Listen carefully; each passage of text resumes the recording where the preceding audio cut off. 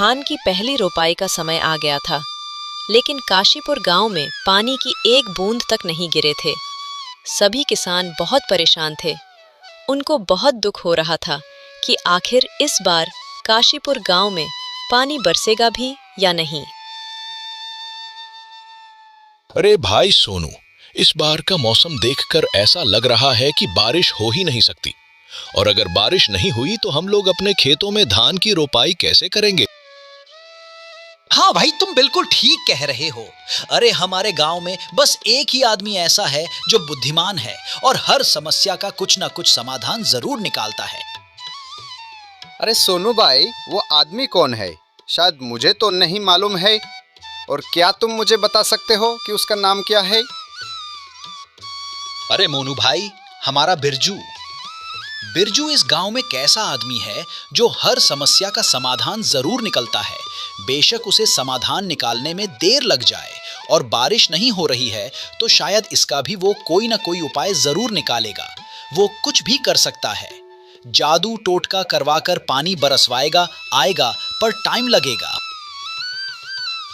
तो हाँ भाई, हमारा बिरजू इन सभी कामों में बहुत माहिर है और इसी वजह से इस गांव में उससे लोग बहुत जलते हैं।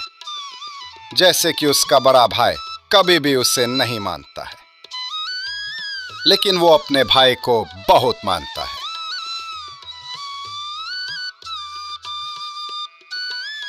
यह है बिरजू, जो गांव का सबसे बुद्धिमान और ईमानदार आदमी है। कई लोग गांव में इससे बहुत जलते हैं क्योंकि इसे हर समस्या का समाधान मालूम होता है और ये अपने गांव के प्रति बहुत ही दयावान है। इसीलिए कई लोग इसे बहुत जलते हैं। बिरजू का बड़ा भाई ही बिरजू से जलता है। अरे कुंती, धान की पहली रोपाई का समय आ गया है, लेकिन बारिश की एक बूंद तक नहीं पड़ रही है। मैं अभी तक तो बहुत कोशिश की है कि जैसे तैसे बारिश हो जाए, लेकिन बारिश होने का नाम ही नहीं ले रही है और गांव में कई लोगों की नजरें उस पर ही टिकी हुई है। हाँ जी, आपके तो बिल्कुल ठीक कह रहे हो, लेकिन आज तो हमारी बेटी की तबीयत खराब है। आप कुछ करो ना। और अगर धान की रोपाई थोड़ी हो जाएगी तो भी कोई दिक्कत नहीं है। अरे पहले अपने इंसान की अहमियत को समझो और इसे कैसे भी करके ठीक करवाओ। हाँ, कोई हमारी बेटी की तबीयत बहुत ज्यादा खराब है। अभी जमींदार जी के पास जा रहा हूँ और कुछ पैसे मांग कर ले आ रहा हूँ। वैसे मैं क्या करूँ? मैंने उनके पास काम तो किया है, लेकिन क्या वो मुझ पर भरोसा करके मुझे पैसे देंगे? अरे हम लोगों पर इतनी बड़ी परेशानी है तो हमको कहीं ना कहीं जाकर कुछ ना कुछ उपाय जरूर करना है ना। और अगर नहीं जाओगे तो वो घर चलकर थोड़ी ना दे जाएंगे। और अगर आप उनके पास जाओगे तो शायद आप पर दया करके कुछ पैसे उधार दे दें। बिरजू बेचारा आंखों में आंसू लेकर जमींदार के घर के लिए निकल पड़ता है। उसकी आंखों में बेबसी और लाचारी साहब झलक रही थी। जमींदार साहब नमस्कार। आज मैं काम पर नहीं आया तो उसके लिए माफी चाहूंगा, लेकिन मैं काम पर इसलिए नहीं आया कि मेरी बेटी की तबीयत बहुत ज्यादा खराब है और उसकी इलाज के लिए मेरे पास थोड़े भी पैसे नहीं हैं। क्या आप मुझे कुछ रुपए उधार दे सकते हैं?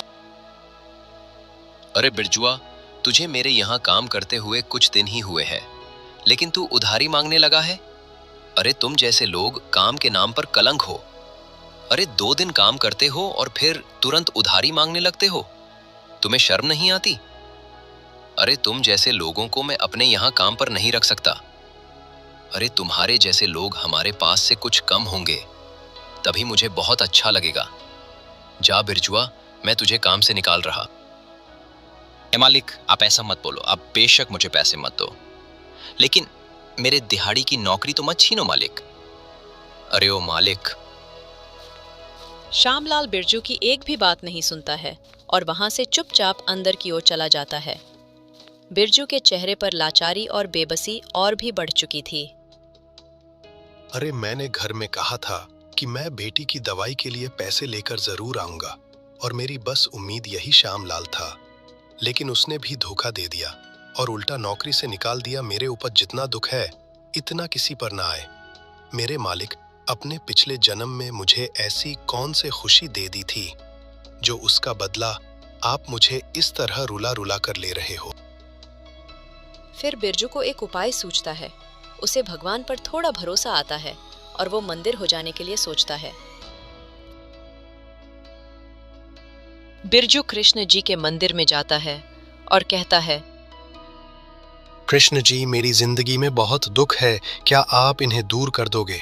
और मेरी बेटी की तबीयत खराब है, या तो आप उसे ठीक कर दो या मुझे कहीं से भी पैसे दे दोगे। और मैं आपका बहुत बड़ा भक्त हूँ, इसलिए आप मेरी मदद कर दोगे। मेरे मालिक, मैं आपसे ही पूछ रहा हूँ, और अगर आप मेरी मदद कर रहे हो तो एक बार गठिया की आवाज सुनाई दे दो, मैं समझ जाऊंगा। बिरजू के ऐसा कहते ही मंदिर में घंटियों की आवाज गूंजने लगती है। बिरजू बहुत खुश होता है और बिरजू अपने घर के लिए जा ही रहा होता है, तभी उसे कुछ पैसे पड़े हुए दिखाई देते हैं।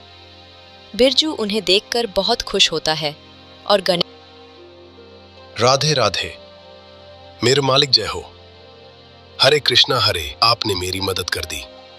आप बहुत दयावान हैं मेरे मालिक। अब मैं अपनी बेटी की तबीयत में सुधार लाऊंगा। बिरजू उन पैसों को लेकर जा ही रहा होता है, तभी रास्ते में एक कर आकर बिरजू को धमकाने लगता है।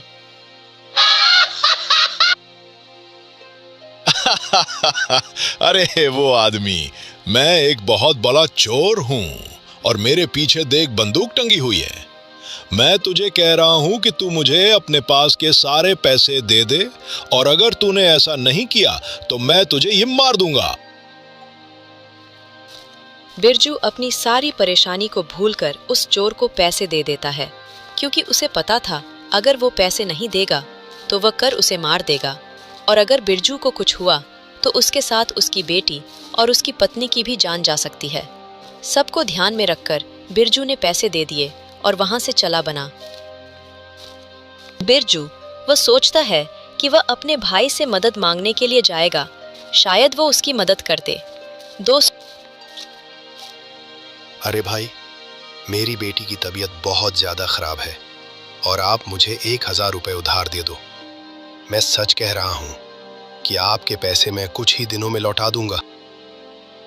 अरे मेरे भाई, मैं आपको पैसे तो दे देता, लेकिन मजबूरन तुम्हें मना कर रहा हूं, क्योंकि मैं कल ही अपने खेत में धान की रोपाई कराई हुई है, तो उसमें पैसे खर्च हो गए। अरे मुझे भी आज दुख हो रहा है कि मैं अपने भाई की मदद नहीं कर पा रहा हूं। बिरजू का भाई इतना कहकर तुरंत अपने घर के अंदर चला जाता है। तभी बिरजू की भाभी उसके भाई से कहती है, अरे तुमने अपने भाई की क्यों मदद नहीं करी? अरे वो तो तुम्हारा भाई था और उसकी बेटी की तबीयत खराब है, तो तुम इस समय उसकी मदद नहीं करोगे तो कब करोगे?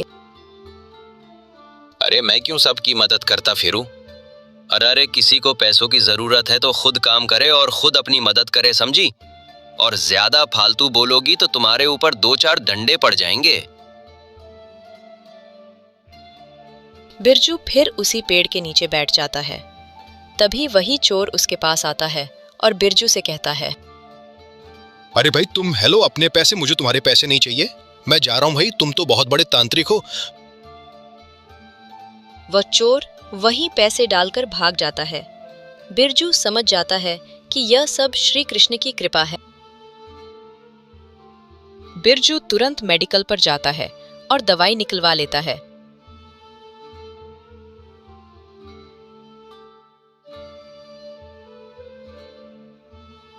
अरे कुंती बेटी को जल्दी से दवाई खिलाओ और कुछ देर में इसकी तबीयत ठीक हो जाएगी, डॉक्टर साहब ने यही कहा है।